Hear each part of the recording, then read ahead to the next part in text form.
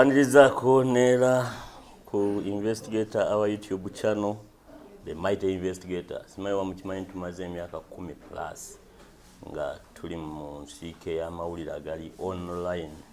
Ffe twagatandika wano ne bannanga bannaffe aba Chimp Reports ne tugaleetera ddala nga tukuba full-fledged news gundi articles ku gundi ku ne tusattiza n'abantu online abo ba New Vision ne basooka ne batta monitor ne batta bagamba ya subscription tujja biddira kuno obusajja butujiridde.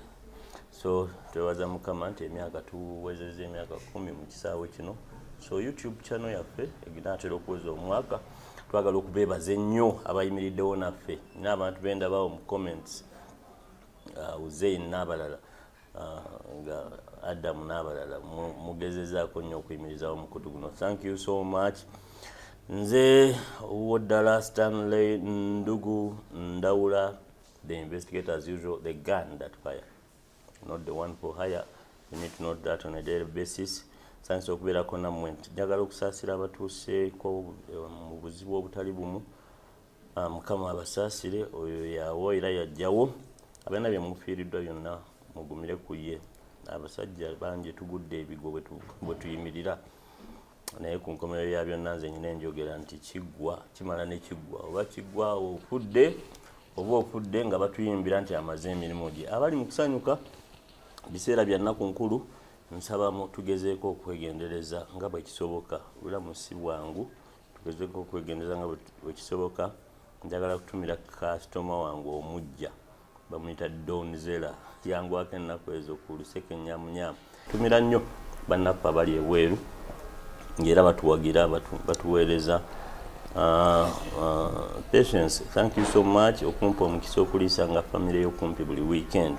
Family y'abantu nga 7 tugiriisa mu Ministers Village buli weekend. Maama ne taata ne tubakolera akamere ne tukabaweereza. Mwebale nnyo, mwebale ddala. Good morning, good evening, good afternoon, depending on where you are. Tusanze nkomyewo nate mu kitundu ekyokubiri ekya obutuuze bwa Kabaka. Kabaka tenancy. Ettaka eryo ery'ekireka kwatudde njagala okukiddamu nti ettaka eryo liri ku acres 6 something. Ettaka lyetwogerako eriri mu mawulire liri ku acres 2 bagiyita plot 1. Plot 1 ye ya Tamale gye twogerako. Plot 2 yali ya Lady Sarah mama wa Bene. Plot zikwataganya. Plot 156 simanya ebyettaka naye era zikwataganya. Plot 1, plot 2, then 156 ya mukulu Ronald Muwenda Mutebi. Ettaka awo ey'oku plot 2 ya mama Sarah. Eddaka waggulu awo enamba emu, plot namba emu eyatamale kakati gye twogerako. Nakutegeezezza mu kitundu kyaffe nakutegeeza ekyasooka twali twagala kumanya Tamale yaani. Ekitegeera Tamale yaani gyenvuddewe paka okutuuka kati okuba nga akola kino. Ngenda kusaba Mukama wange weyanjulire abatuuliza. Nze nsanyusa okulaba ku lwa bannange. Nange nsanyusa okubeera naawe.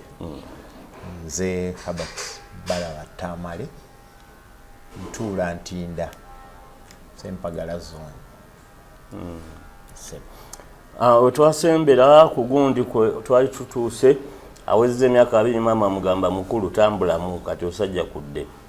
Era biri twasoose okunyumyako ye ani Tamale abati yani ng'olaba nga hasozza zikola zatandikira maama mugambye genda. Taata n'amugamba tofaayo mwana wange n'amutwala ekireka plot 1 awali nga ebbaala eyali yaggalwa olw'okuba nti abajaasi baali babasalako ebiseera by'entalo. N'amulaga boys quarters n'amuwa n'ekisumuluzo n'akwata ekyapa ekyawo plot 1 n'akikwasa maama n'amugamba omwana muwadde wasula teri ayina mutawaanya n'ekyapa kikino. Maama after a few days nga tunudde mu kyapa n'agamba waye nga kikyali mu mannya ga Kisosonkole tukitegeera. N'amugamba omwana togenda muwa byanswa n'akimuddiza. So twasembera nga taata agenze wa Kisosonkole n'atereza obutuuze bwe n'akomyawo ekyapa ne bakiwa Jennifer omukyala yali mu lands ne babanga balina bye batereeza. Kakati saawa zino bye tulaba mu mawulire ngenda kutandikira ku bbaluwa eyawandiikibwa minisita word by word nje basomere kuba kati yetuyingiza mu introduction yeno. Kakati awo tulyoke tutandike tulondoole ennono y'ettaka lino. Ebbaluwa eno yawandiikibwa ng'ennaku z'omwezi 22 Novemba omwaka 2023 ng'ewandiikibwa mu Office of the Minister of State for Lands, P.O. Box 7096, Kampala, Uganda. Yarisiivingibwa nekubwako stampu Ministry of Lands, Housing and Urban Development.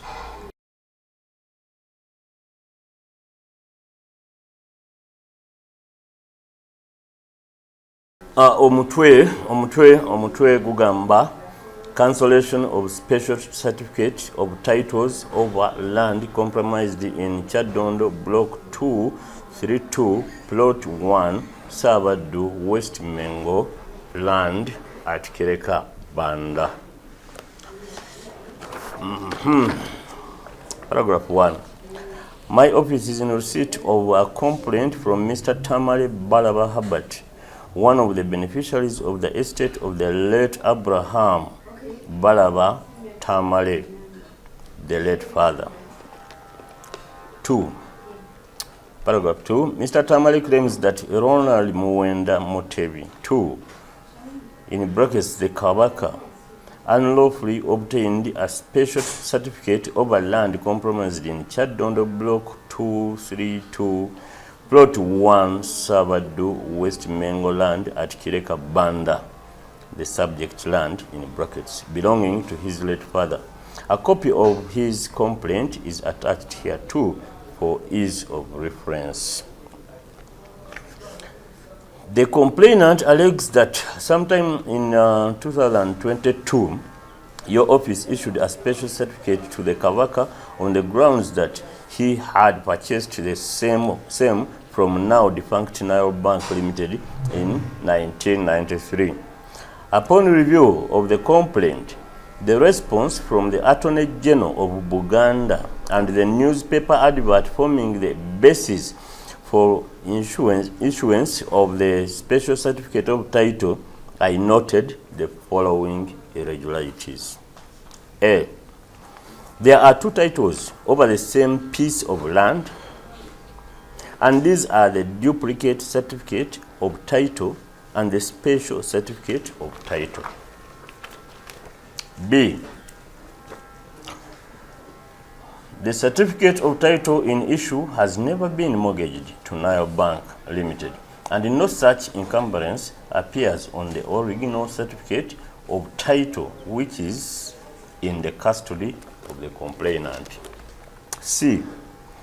Further, the newspaper advert which the Kabaka of Uganda used to obtain the special certificate of title had different details, to wit, Block 232, Plot 182, land at Kireka. D. Lastly, before obtaining the special certificate of title in 2022, the Kabaka of Uganda has lodged a caveat on the suit land as an occupant of the same. In this caveat, the Kabaka deponed that from the time I settled on Plot 1 and 2 Kyadondo Block 232, where I have been for over 25 years, I have not been approached by any claiming ownership. E.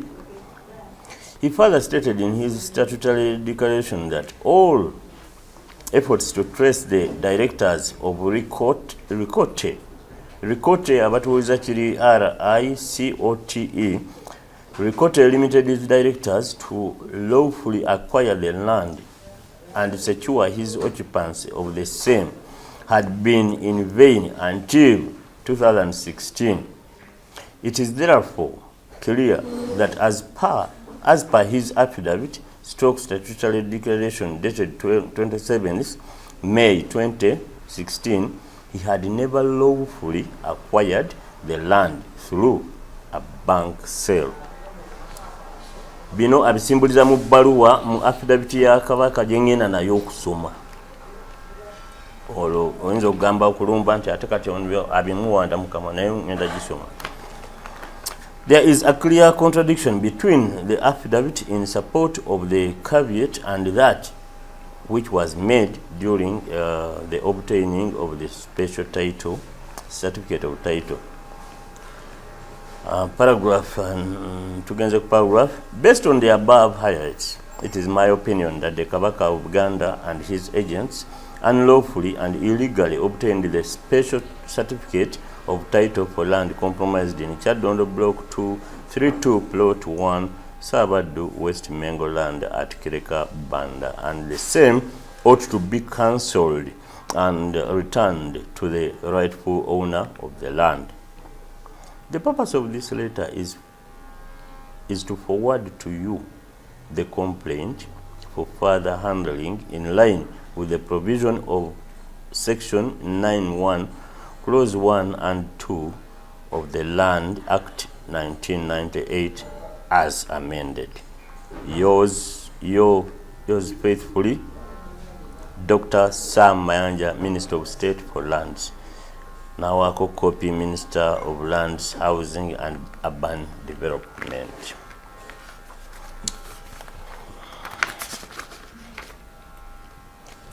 Nomulala gwe yawako copy Brigadier General Henry Soke, Head of State Anti-Corruption Unit. Honorable Minister tewachanguya. Then omulala nawako Permanent Secretary, Minister of Lands, Housing and Urban Development. Nawako Ronald Muwenda Mutebi 2. Nawako ne Mr. Tamale Balaba Habat, the complainant.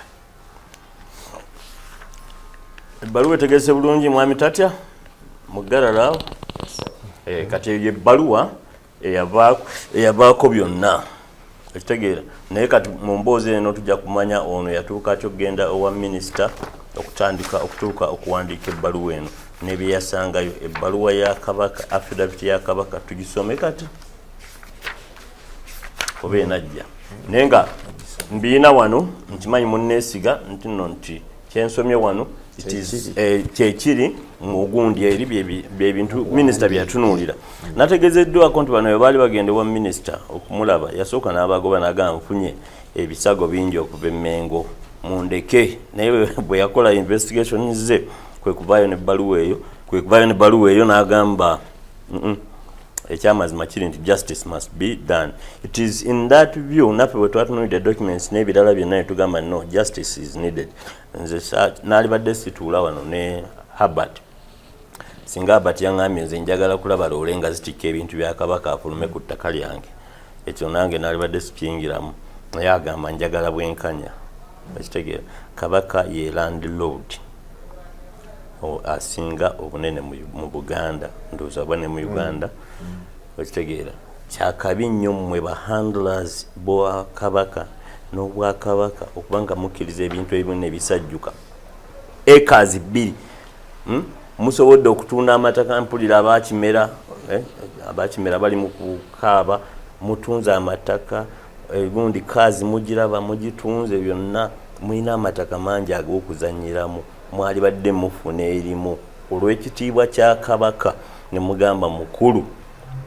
Kuba the thing is namubuuzizza ki ky'osinga okwetaaga, naga njagala bankwatire acres zange mmeka 2, then na development ezaalimu nazo bazicompensating. Bwe muba temulina ssente can't you say, sigamba nti mbyogerera ye naye mbuuza bubuuza nga nze omukulembeze mu bukulembeze obwa gundi traditional leadership ewaffe eri butya bwe naali kutta ensonga eno. Okitegeera nammwe kyembabuuza temusobola really kugaana bintu bino kusajjuka kutuuka we bituuse olwabu acres obubiri. Balabayimwe Kakamega group muswaziza nnyo ekitiibwa ky'Obwakabaka. Mbagamba bulijjo enkya n'eggulo nti respect is commanded, respect is earned, it is not demanded.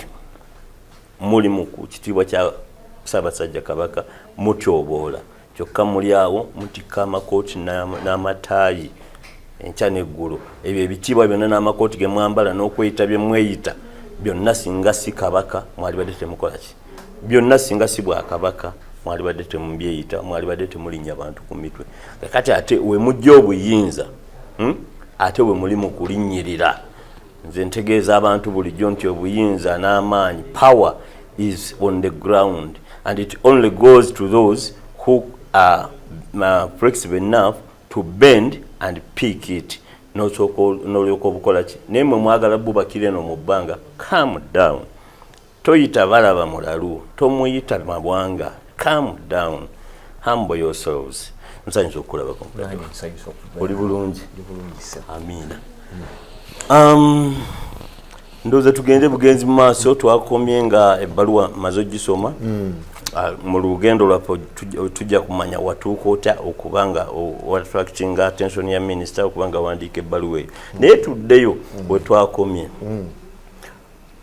taata akuwadde ekyapa akikwasiza maama amugambye omwana tomuwa bya byanswa tereeza tubaawo nga tutereeza tutambule tewali akupapya tutambule paka kakati wetuli kati maama atwala ekyapa wa taata amugamba agende ewa Jennifer Makubuya agende wa Makubuya bajuza transfer form buli kimu kyonna bakiteekako ebyali beetagisa ekiseera ekyo nga bitwala wa taata ng'akwata envelope ng'ayolekera wa mwami Kisosonkole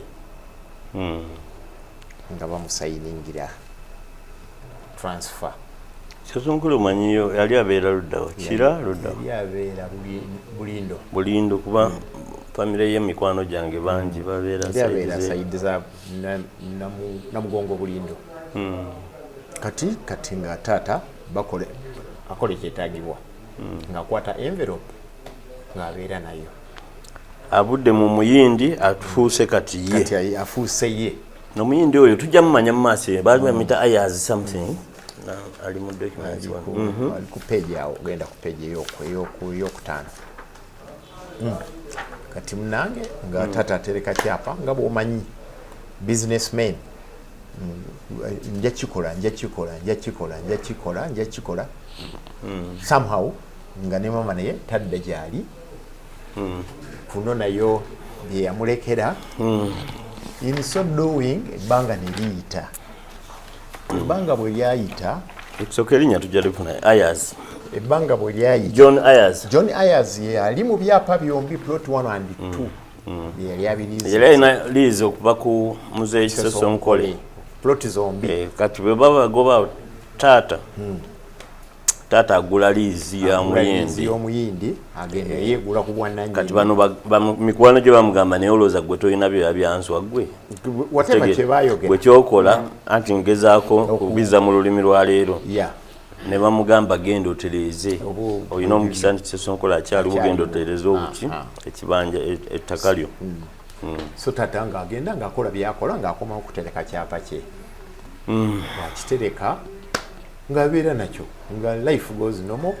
olwo abasirikale nsuzeeyo 1980 insecurity ebambi nziruka nkomawo entinde wa maama insecurity tewali munnabyabufuzi insecurity yakwatira abasirikale ab'ekireka abo aba barracks yenkugambye eno eya wansi abaali bamanyira okujja okunywerayo abasirikale kati abali awali barracks today bakolerayo wansi wano kinawataka nga bamanyi ogenda okubba ekiro aba wali esaayiyo awo wennyini awo nga bagenda nga batutulugunya ekiro bw'oyita mu booti awo oyambukira ddala ogwa ku gundi wannabagereka ng'era be bamu be bajja ne tubba entinda n'embuya be baterrorizing kati nga mama ngamba galawo okomewo nga tuggalawo nga tukomawo kati 1980 ebintu bikikira ddala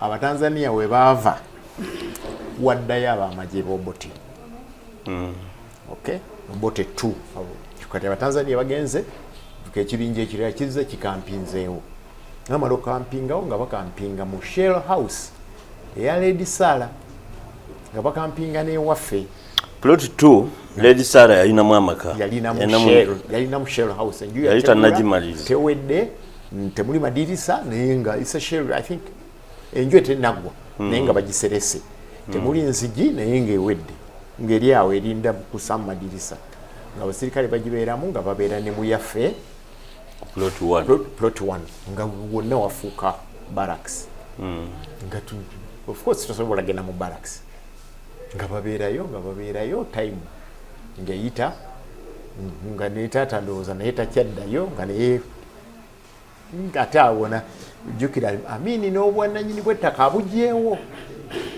nze ndowooza kyekyaleetera ne daddy ogayaala ennyo ate oba ettaka baligyewo bino byonna sayininga biri lyonna lifudde public land kati ono n'atereka ebipapula bye life went by kati 1995 nga nvuga ngenda ekireka ndabe ekiriyo bwentuukayo nga nsanga bazimbako ekikomera waliwo abagamba mbu wali ogenze bweru ebyo byabwe sigendangako bweru emyaka ebyo gyonna wagenda 1995 lwobugogende ngiriyo barracks mu 1981 to 90 kubanga barracks mu 1990 nga emirembe gigenda nga bitegeerekeka Ssaabasajja n'akomawo atandika okubeera wamu Patrick Kiwanuka kati taata ne Patrick Kiwanuka bali bamanyiganye bakwata oluguudo lwe lumu lwekanyanya ne muzeeyi Njuba bagezaako okuyita mu Ssaabataka abagire bagende wa president abagireyo barracks omutanda afune ebya maama we ne taata afune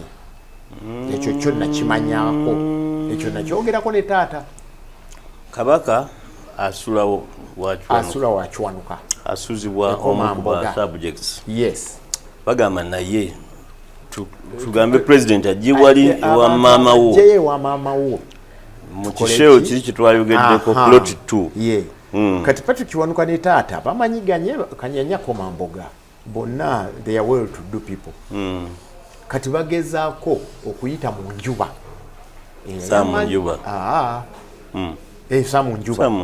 Samu Njuba batuukirire president minister wa constitutional affairs oba biseera ebyo Njuba bajjeyo abasirikale ono bamutereereze wagenda okukola ki wabeera process eyo simanyi dadu yagikomya naye nga nagimanyako nga girimu n'enjuba n'omugenzi Kiwanuka ne bebeeramu so mu buli ngeri yonna sirina bwe ngenda kubuuza taata wange nti sente zojja mu bupangisa bw'ekireka oziteekawa oba okay yampaawo then naye kati ngende mugambe gundi ekyapa kiriwa era eventually nakikola nagenda ne mugamba dadi jangu olabe wampa ekireka bazimbawo nagamba olimba dibwe bagenda okulaba Lady Sarah that was 1971 biri byemabega 1971 nga bakomezaawo enjole nga asula ku Sheraton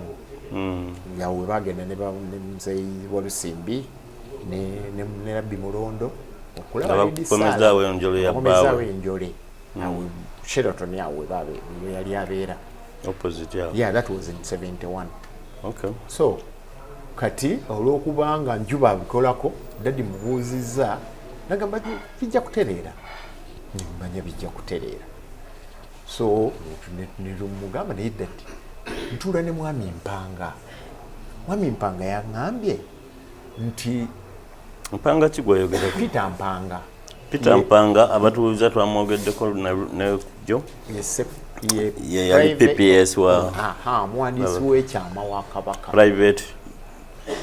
private secretary to the Kabaka fe mu klabu yaffe tumuyita omukungu w'ekitiibwa Mpanga agamba leti kyapa abeera gundi abeera mukungu kati muganda wa David Mpanga kati David Mpanga yewa kitiibwa ono mukungu naye ffe tumuyita wa kitiibwa mu klabu yaffe kati ye mukulu wa David Mpanga nga mugambanga nga nedda ekyo ekintu tujja kitereeza tofaayo ng'ate naye ndaba omuntu ali ne Kabaka. By the way, mbadde ne Mwami Mpango for the last 30 years. At least ntuula naye once every week up to today. Even Sunday I was with him. Okay. Saturday twalaba fena omupiira. So ngamupa ne tunyumyamu oba tayagala mboozi. No. Yawumula tewagamba yawumula. Lwe naba naye ku Sunday nyinza okukubira akasimu nojja ne tunywa. Nzija ne mbalabako. Kakati bafumbayo chai abo. Tufumba chai. Kimese kulira mukunganira mu kimese. Fresca ya kimese club erina fresca. Otumera chai. So ngagamba kikole. Ngamba daddy. Ngamba ani nti Kabaka ye gwe bazimbirawo. Tugamba Kabaka gwe bazimbirawo. Oluza sikubuze speed. Wabuze ogende mu 95 ovuga ogendewa. Ogende ekireka. Tusanga kuliko ekisenge. Tubuze ekisenge. Aba neighbor. Bobuze ogenza ate kati musanga. Mvuga after going there. Nkisanga. Wasoka n'ogendayo. Yes. Nogamba daddy jangola be. Daddy jangola be. Ne tugenda. Daddy ba neighbor yali abamanyi. N'agenda n'abuuza. In fact yagenda wa mwami gundi ono wa FDC. Waswa birigwa. Naye sirowooza nti yalaba birigwa. Naye yagenda n'abuuza aba mu neighborhood. Ne bamugamba Zimwe ye yazimbawo ekisenge. Zimwe azimbye ekisenge. Tuvuga tugende wa Zimwe. Nze navuga daddy. Tugenda okulaba mwami Zimwe Kabalagala. Nga daddy alaba mwami Zimwe nga mwami Zimwe nga government yampa contract kuzimba ekisenge. Naye tuze nzimba wali ki? Bangama nzimba wali barracks. Awali barracks wenzimba. Ko taata njo. Kati nga atambuza nti wagamba ozimba wali barracks osibiddemu ettaka lyange teyakimuga. Bayogera saliyo mu meeting ya. But I'm sure ngaba abantu abakulu bayogera. Ye mzee agambye bamuwadde. Angambye government yamuwadde ezimbewo ekisenge. Kakati daddy of course I'm sure naye byamusobera. Tuvuga ne muzaye kanyanya. Nagenda maaso n'ebibye naye ngenda maaso n'ebya. So I kept engaging him. Bwe tutyo on and off. Mwami Mpanga. Era ekyapa kino olunaku lwe nakifuna. Nenkiraga Mwami Mpanga. Yajjayo essimu ye bulungi. N'akikuba ekyapa. Sorry. N'akikuba ekifaananyi. Naye simanya ni gwe yakiweereza. Sijja kulimba. Naye nga yakikuba ekifaananyi. Nga ffenna twali awo nga tutudde n'emikwano gyange betubeera nabo mu club ne tukireka. So ne tubeera awo taata afa mu 2018 yakafa mu August.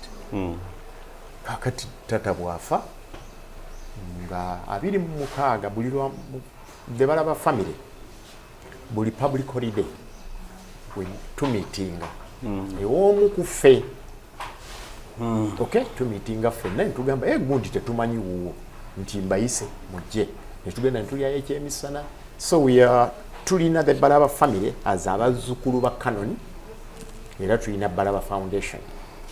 So twesisinkana every public holiday. So nga tusisinkana nga bagamba mwe batamale abakafiiro tujja kusinkana Kanyanya musookeeyo nga tugende Kanyanya sawa 4 nga tusisinkanawo ffenna abaana. Nze Silvia Rita ab'Ekanyanya bonna naffe kujjako Babura ali Germany ye ataaliwo ne aba Eva abali London nabo tebaaliwo naye ffe abali Uganda ffenna twamitinga. Ewe tumitinga the fact that nti nze nakula n'abamu nabali ne bakula bokka. Our discussion of the day was introduction. How did it come? You are mwana wa daddy. How did it come? You are mwana wa daddy. So we Balaba muliba Silvia Tamale, then mwe, then Tomu oyo Pastor Tomu Gerwa. Pastor Tomu Gerwa oyo ate tajja mutamale. Oyo wakafeero. Brother wa tata. Nati brother wa tata wakati bonna abo benjoga baba mubali 12 beba mu 12 abale brand canon. Yes. Kati that's how 12 mwetuva. So kati nebeera tya tamale ono tamale awaka tamale IBB netumiitinga netugamba tetweyogerako kyajja kitya nze daddy okusinkana mama wange yali asoma Nakawa asoma ne ba anko bange najjanga okukyala awaka mbate munonooza nnyo. No, we had two kuba twali tetukuze fena and we lose nothing tukweyogerako tewali atamanyi ndowooza mwaligambye nti mwana wa kitaawo nange mwana wa kitaawo twali tulina okunnyonnyola era ffenna twenyonnyolako which we have in our minutes and to us we are proud of it. Yeah, sure. So netumala Sylvia n'agamba daddy yaleka ekiraamo. Okay, daddy amaze okufa mu meetinga it is like a get together. Yeah. And this by end of year. No. And a special public holiday. Public holiday bili mukaga January 2019. That's when we met. I initiated it because I was chairman wa Balaba Foundation. Simba wakati tewerabira wao. Oyogedde dali ya 2018. Yeah. Nalabako ebbaluwa Kabaka yatusaba ettaka 2017. Kakati buli taata lwe yagezangako to engage these people over this land. Okay? Nga bagenda mu land sale nga babako obuntu bwe bakolayo. Nga bamugamba kati gwe kola ki? Nga bagamba Sara Kulata. Ojja kusoma mu bbaluwa Sara Kulata zawandiika zizanyira ku ttaka lino. Ojja kitegeerera obulungi. Nabisomye. So buli daddy lwe yagendanga nga wabaako ekipya ekijja. Ng'onaawandiika yanyenyanga mu bw'ati nga bagaa kati Kabaka layira affidavit. Kabaka layira affidavit nga bagiteekako. Kabaka kola kino nga bakikola. You know that kind of thing. Okay, mugenda 2019 nga Sylvia yajjanjaba nnyo taata mu bulwadde bwa taata nga alwadde Sylvia yamuteekasomesa Makerere yamuteekinga over namutwala Makerere ng'abeera naye most of the time. So daddy yaleka will ng'ajjayo daddy bye yaleka ng'agamba tane daddy kyapa kino ne mugamba ayina about it nze ayina about it ne mubuulira engeri kye nkimanyi chronology yakyo nakukwata ekyapa nakola ki nakinkwasa kati that meeting negwa nga tulina kgenda will kyetulagira temunasoma will olwo will kyetulagira etulagira genda wa kojja wa Uncle Sendege Council Sendege ye executor of the will nga tusituka nga tugenda wa Uncle Sendege following week. Okay, nga tumuwa as the executor nga tubimuwa nga ye as an executor simanyi kyeyayogera na taata simanyi kyeyakola kinga executinga will nga mala byonna nga abikolako nga bya high court nga biddayo inventory byonna nga biggwa kati bimala okuggwa nga bagamanya ebintu nga nkwata ebbaluwa nga mpandiikira ab'Emmengo nga mbabikira eri wano mbabikira agirabyeko oba mwerimu eyo yeyokubiri eno yeyokubiri ne waliwo eyasooka nga mbabikira nga nannyini ttaka bwe yafa. Okay, n'olwekyo nandyagadde tumiitinge a round table discussion tulabe way forward. Okay, eyo baluwa tebagiddamu. Baluwa eno teriko kuno eyo yeyokubiri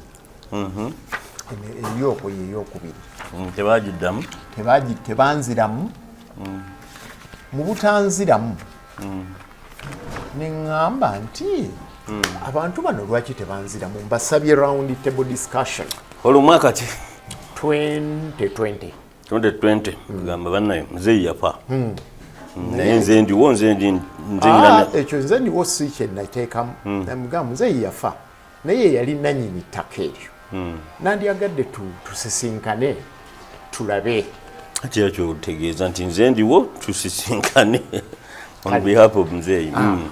kakati bo tebanziramu kati mu butanziramu nenziramu nembawandiikira 2021 okay ngera mbasaba ekintu kyekimu batawuliza episode eno egenda kubeera nnyo okusoma amabaluwa buli kyayogerako nga ddala yakiwandiikako agamba ye Tamale Balaba Albert 077 nezigenderako PO Box zezo Kampala nga 23 Novemba 2021 agiwandiikidde Ssaabasajja Ronald Muwenda Mutebi 2 care of the Office of the Royal Treasury PO Box 58 Kampala Sir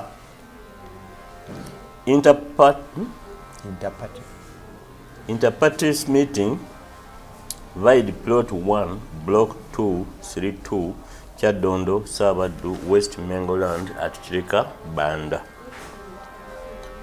On behalf of the family of the late Abraham Balaba Tamale, I address you as hereunder. I have a legal claim over the land currently being occupied and fenced off as part of the parish of the Kingdom of Uganda at Chireka Hill, comprised in plot 1 block 232 Kyadondo Sabadu West Mengoland at Kireka and Banda. Namgamba C C copy, a copy of the Google map attached here too. For historical context, the captioned plot of land was registered in the names of the late Kuprian Lufo Bisasi Kisosonkole of P.O. Box 91 Kampala, dated Vide instrument number Kampala 4721 on 20th March 1967 at 2:45 p.m. with a subsisting lease granted to an Indian, John Ayers, of P.O. Box 2841 Kampala for a period of 29 years, dated 18th January to 1952 and 52 attend the number yard.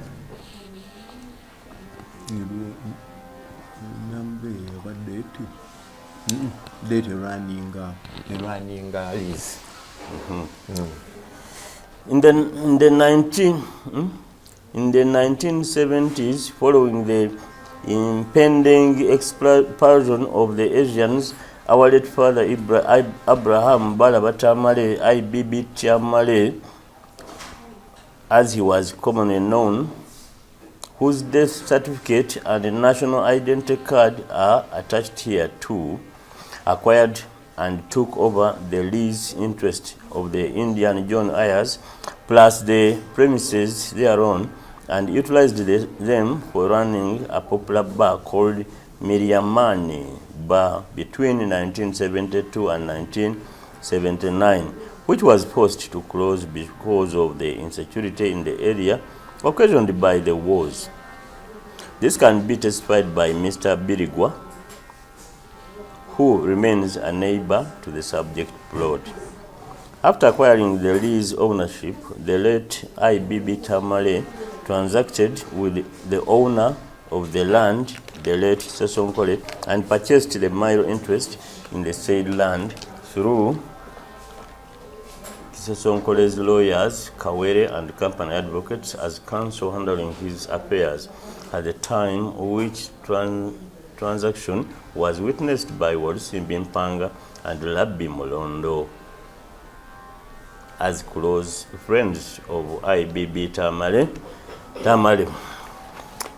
Arising from the said transaction, the late Sasonkole handed over the duplicate certificate of title to the late Tamale. A copy of the said duplicate certificate of title in our possession is attached here too for your reference. After the wars, I was taken to the said land, which had a house thereon, and I occupied the same between 1980 and 1981. Due to insurgency and insecurity, I was forced to move to a safer portion of the city and resided in Ntinda. The hilltop was militarily strategic during the insurgencies, and the premises were taken over, commanded by Colonel Otto during Amin's reign of terror, and later by General Musubuli under the Tanzanian command. I was unable to make use of the land during this military occupation of the premises. I, along with the late IBB Tamale, returned in 1995 with restored peace in the country, but found the entire house and land comprised in Plot 1, Block 232 had been fenced in as part of the Kabaka's palace, together with the late Damalio's plot number 2. That is Sarah. Sarah, I think. It is late Damali Sarah, not Damali. Not Damali. Late Sarah's plot number 2. Yet these plots have never been amalgamated, neither were we approached as owners of the same at the time of the enclosing. Surface, I have since been unable to access the said plot to date. I contacted Owekiti Wampanga, the private secretary to the Kabaka, to entreat him.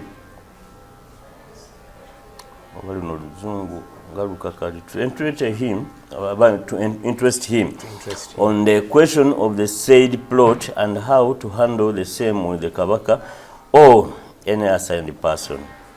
He advised that I present a copy of the land title for the subject land, which my late father, IBB Tamale, had misplaced at the time. Following his death, we were able to locate the original land title from his documents and belongings. To our surprise, we have since found that His Royal Majesty Ronald Muwenda Mutebi II lodged a caveat that included Plot 1 on Block 232 Chadondo at Kireka and Banda Estate, claiming an interest as a sitting tenant and the prospective purchaser of the same in February 2017.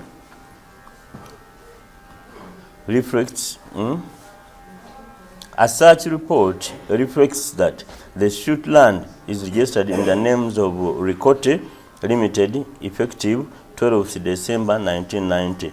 Yet we contend that there has never been a sale agreement or any transaction whatsoever between the late IBB Tamale and Ricote Limited of the said land. My claim is bolstered by the fact that this Plot 1, Block 232, Chadondo land at Kireka was not indicated as the bequest property in the final will and testament of the late Kuprian Visase Sosonkole. As of 1982, when the will was written, the late Sosonkole was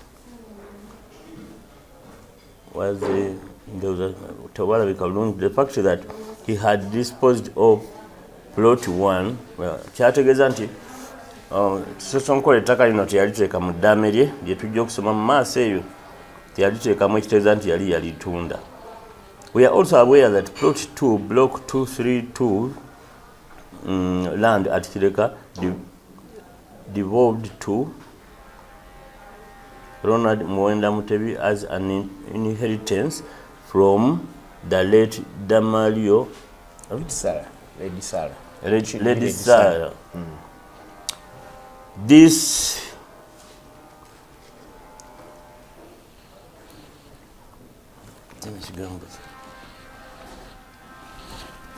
photocopy ekigira bunde nali ogende ku down intend to distort we do not intend to distort the living conditions of the palace as has been used for the time being. We only hope to have an inter-party meeting with His Royal Highness, His Royal Majesty, Ronald Mwenda Mutebi, or anybody authorized representative to chart a course forward on how this impasse can be amicably resolved to a mutual conclusion. Nebirala gundi photocopy. So ye baluwa gyewaddamu okuwandiika ng'era owandiikira ayisa abasajja Kabaka wa Buganda. So bwe namala okuwandiika ebbaluwa eyo na expectinga okumitinga Mayiga nga Katikkiro. Bamuyita Oweekitiibwa Charles Peter Mayiga. Katikkiro wa Buganda. Ne nampa omukisa ogumusisinkana ng'ennaku z'omwezi 2 May 2022. Netugenda ne musisinkana mu ofiisi twalimu abantu 5. Mwalimu nze, mwalimu Oweekitiibwa Bwanika, mwalimu lawyer Counsel Kimuli, mwalimu lawyer wange ne muwala wange naye nga naye lawyer. Muwala wo ani? Nona Tamale. Nona Tamale alina emyaka emeka? Nona Tamale alina emyaka... She's now a lecturer at Makerere, so she's of age. Oh, okay. Was born 1992. So kati netusinkana netubyogeramu. Bwe tubyogeramu Mayiga n'angamba, Mayiga, Oweekitiibwa Mayiga amanyi nnyo nti ne nickname yange eyanga tuli bato ya Pochola. Gwe Pochola? Bampitanga Pochola nga tuli bato. Pochola kyava neeyisa yange. Bala balina ebirala bye bakola mbunze nga ndowoleza mu kukola bizinesi, kubala ssente, kukola biki naye kanakasa kayisanga Kayindi. Nateekwa kuba ka Pochola. So the nickname abamanyi ne Peter bamanyi nti nze Pochola. So bwe musinkana naga bulijjo bagamba Tamale habati Pochola. Ne mugamba isebulu Oweekitiibwa nze Pochola wo. Tyoke ne tutuula. Ngamba tuwandikire ebbaluwa yino ngiraba na buli kimu naye ebintu bino baluuya bakimanyi. Limitation. Ne mugamba limitation means what? Ne mugamba omanyi oli aluddewo nnyo, ne mugamba aluddewo nnyo mwabagende wa president nga musaba ebyenkaaga mu omukaaga. Peter naawe ogambe nze limitation nga Oweekitiibwa Peter wange eyakulira ekireke wa brother wo nga ne bbala omanyi gyeri. Era twali tufuluma yakuba bwati ku kibegabega Pochola tofayo bino ebintu tukola ki tujja bimala. That was 20th of May. Eyo kajja yali ayise meeting yakwogera ku nsonga yo. Ye era ne baluwa empita mu meeting mweri omwo. Ne tutuula bwe twamalamu essaawa nga nnamba nga tulyogerako ne tufuluma. Kati bwe tufuluma tetugenda ne mwami Kimuli. Kati mwami Kimuli n'angamba naye n'omanyi nze ndi lawyer naye bano abantu sirowooza nti bajja kubeerera bangu. Bakanya bawandiikira kuba kati oli wakugamba limitation ng'akimanyi bulungi nnyo nti mu 2017 Kabaka yawandiika ng'agamba nti ye ali ku ttaka ate asuubira okuligula mu 2017.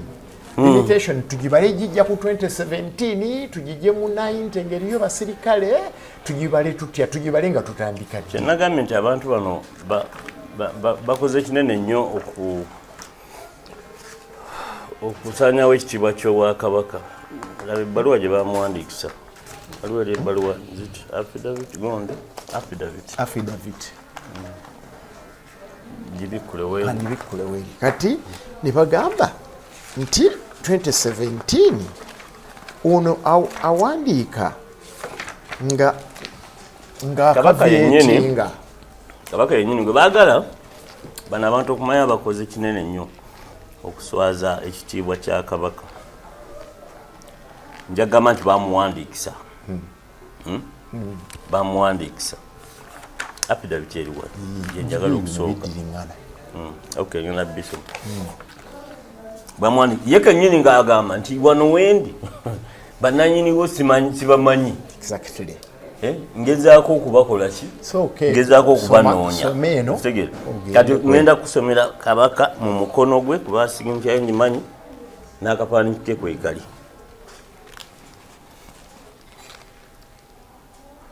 omuntu n'otuuka n'okutuuza omuntu katikkiro kamala byonna n'oleka ebintu bwe bityo.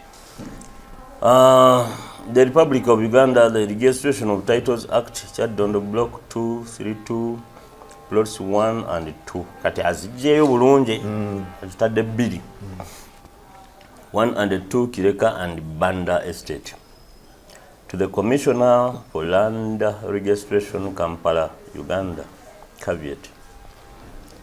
Take notes that I, Ronald Muwenda Mutebi 2, of P.O. Box, Kampala, Uganda, claim an interest as a sitting tenant and a prospective purchaser of both plots mentioned above, registered in the names of Ricote Limited of P.O. Box, that one, Kampala. Do forbid the registration of any instrument affecting the said interest until after notes of such registration to be given to me at the address hereafter mentioned, or unless such instrument be expressed to be subject to my claim. I appoint the office of the Royal Treasury, which is Enkuluze in brackets of P.O. Box that Kampala as a place at which notes and proceedings relating to this caveat be served. Signed by Ronald Muwenda Mutebi II, signature nagitekako, and was witnessed by Seguya Samuel, advocate and commissioner for oath. Ndoza yasooke n'alyoka akole kati eno ye affidavit. Statutory declaration, sorry. The Republic of Uganda, in the matter of the Registration of Titles Act Cap 230, and in the matter of an application for lodging a caveat against Chaddondo Block 232, Plot 1 and 2, Kireka Estate. To the Commissioner for Land Registration, Kampala, statutory declaration. I, Ronald Muwenda Mutebi II of P.O. Box that Kampala, swear an oath and solemnly state as follows. 1. That I'm an adult Ugandan of sound mind and Kabaka of Uganda. 2. That I'm a sitting tenant on plot 1 and 2, Chaddondo Block 232, Kireka Estate. 3. That I'm also the owner of plot 156, Chaddondo Block 232, on which my palace was constructed. 4. That plot 156 is adjacent to plots 1 and 2, Chaddondo Block 232. 5. That the construction of the palace encroached on plot Number 5. That the construction of the palace encroached on plots 1 and 2, Chaddondo Block 232. Number 6. That the search in the Land Property Registry, Kampala, revealed that M.S. Ricote Limited of P.O. Box that Kampala is the registered proprietor of plots 1 and 2, Chaddondo Block 232. Number 7. That the said search also revealed that plots 1 and 2, Chaddondo Block 232, were mortgaged to Nile Bank Limited of P.O. Box 26, Nebirara, Kampala. Number 8. That since I settled on plot 1 and 2, Chaddondo Block 232, where I have been for over 25 years, I have not been approached by anyone claiming ownership. Number 9, that efforts have been made by my subjects to find out the directors of Rikote Limited, but in vain. That efforts have been made by my subjects to find out the directors of Rikote Limited, but in vain.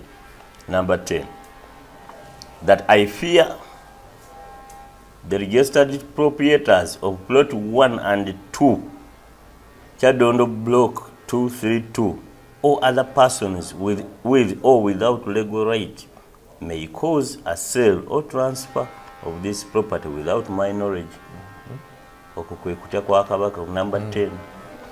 Number 11, that I make this declaration in support of my application to the Commissioner for Land Registration to lodge a caveat against plots 1 and 2, Chadondo Block 232, Kireka Estate. 12, that whatever I have stated herein above is true to the best of my knowledge, information, and belief. Declared at Kampala on 27th, bagisazamu yalisooka ne bya 29th, nene basaza nenda banga bagikuutiza ne bagifuula 7 on 27th day oba 29th day kuba zombi zirabika of May 2016. Otugambye buli taata lwe yagendangayo n'anyenyamu nga babaako kye bakola. Kati wano ne bamuwandiikisa. 2016, the other one is 2017. Ba subjects bamugambye mbuno banoonya ba directors tebabalaba. Kyokka ntuula ne Peter Mpanga. Mu ba subjects mwe muli Peter Mpanga. Ntuula naye for the last 30 years at least once every week. Ronald Muwenda Mutebi II, despondent. Before me, a commissioner for oath, Seguya Samuel. Kakati ky'olina okumanya oba ky'olina okumanya nti ba subject bano mu bbaluwa eyo plot 1 mu bbaluwa eyo n'eri eya minister mulimu ensonga enkulu ziri bbiri. Ensonga esookera ddala gundi ejja kunyamba obuntu obwo busalemu. Ensonga esookera ddala Kabaka akkiriza nti eryo ettaka si lirye. Ekyewuunyisa ne plot 2 eyali eya maama we okitegeera nayo akkiriza nti si ye. ekyo kankikunnyonnyole. Plot 1 eyali eya maama we mu kiraamo bw'ona okisoma ekiraamo kya Kisosonkole kigamba nti mutabani we yakyusa ettaka lya mwannyina n'alizza mannya ge. Kati bw'alizza mannya ge mwannyina wa Lady Sarah mutabani we kigwa ayogerako Tefero Bisase ow'Emmengo. Tefero Bisase akyusa ettaka lya mwannyina erya ploti erya Saara n'aliza mannya ge n'aliwola n'alitunda n'aliguza Rikote. Mu banka to my investigation mu banka tegendangayo ploti 1, mu banka wagendayo ploti 2. Kati beno taata beyabaddenga abanyenyaamu ne bagenda bakola white page etandika mu 90 nga bagiteeka mu Rikote. Era etandika mu 90 ebyasala kulata byakola ne kyova olaba bagenda bagizizika. Plot 1 and 2, plot 1 and 2, plot 1 and 2 bagibembereza ku kiri mu banka. Naye nga plot 1 tetuukangako mu banka. banka terina record ya plot 1 erina record ya plot 2 eddambi lya kisosonkole tulina wano ndoza tujja disoma mu maaso eyo nga alaga ntino nti ettaka eyo plot 2 which belongs to Lady Sarah lyakyusibwa nerigenda mwanyina wa Sarah mutabani we gwe bayita kisosonkole bisase n'aliguza oba Ricot Limited ne badirector baayo kati abo be balikwata nabo bitwala muki bano badirector naye what is very important here nti Kabaka akkiriza nti nno nti ettaka eryo si lyange ate ne bano bamayega ba Peter Mpanga bano bonna bagezezzaako okunoonya bannannyini babuliddwa kati nze njagala mulimpi I mean, ofudde Kabaka, the biggest landlord in his own munsiye, omufudde omusabiriza wettaka. So it is you the subjects. True. Mujja tugamba tulaba Kabaka mukamwalebe temututiisa totutiisa. Okitegere totutiisa nange nyina kamuswaga gyenveeri okitegere we own up netugamba mukama waffe awo kyakoze eki waliwo ensobi twakoze ensobi okitegere nemukitereeza own up kamuswagi waffe agula ettaka okitegere n'alisasula naye mwalifunye n'omuntu omulala nawandiika bino byafidatu mwali badde mwagala mumubbisa ettaka mwenga subjects nemukola ki but you commit the Kabaka mpozi nekya kyenjagala abantu bamanye it is Kireka where the Nabagereka stays not Banda naye nga ku title so kati ovudde mu office wa Mayiga wekitiibwa nga gundi akugamba kanso kimuli abantu bano kanyakalamu tobaddira kubanga ne bwona obaddira tebajja kuddamu kati nkanye ekkalaamu yange nga nzirayo okukola search ngenda okukola search nga ennaku z'omwezi 2 May 2022 owekitiibwa Mayiga agenda okunsisinkana nga bakoze ekyapa 31 March 2022 special title tetusukawaawo tugenda kudda nga tutandise Mayiga mugambye ono nze kamala byonna ebintu bino ngenda bikolako naye behind ng'akimanyidde ddala nti bamaze okukola special title n'obugambo obwo mukama beere nammwe sebo tujja kweyongera kale sebo